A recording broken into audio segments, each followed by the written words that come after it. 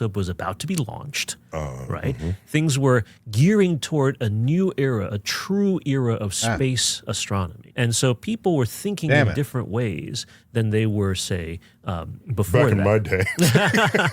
So where'd you grow up? I grew up in Ithaca, New York. Ithaca, okay. Yes, where the Cornell University kind of influence was significant at that time. Right. There was a lot of landing when I was a child. Viking landed. The Viking space probe. That went to Mars and things like that. So and a lot of course, Carl exploration. Sagan was a big player in that. At that time. Exponent. Okay, so that's your environment. Yeah, that was my childhood environment. So it's a university town. That's right.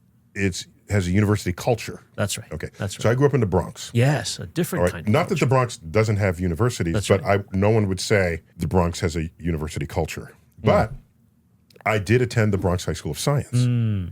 So tell me some early advice people might have given you. When did you know you wanted to study the universe? I didn't. I always loved everything. All right. I loved everything from humanities to the arts to performance to music and all these in between, musical theater and even science. Okay. I loved all that science. stuff. Okay. Right. And so and in college, you sang for your I did sing. For the Glee Club. Yes, Okay. And we traveled the world and we performed and we had little groups and we sang a cappella as well as masterworks. Were you tenor everything or in bass? between. I was a bass. It's all about that bass.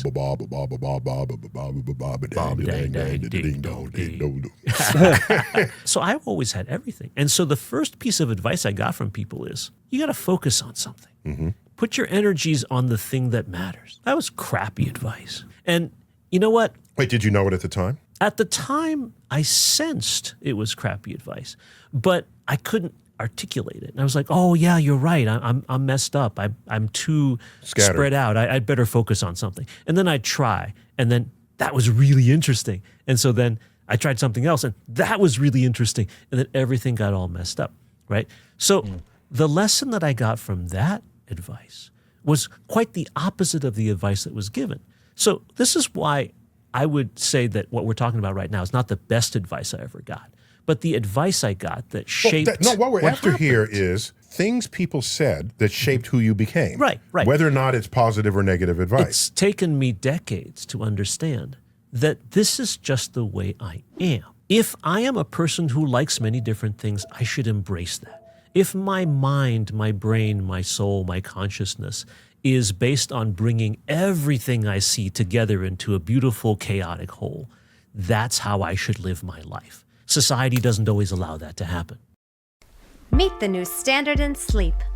This is Pod 4 Ultra.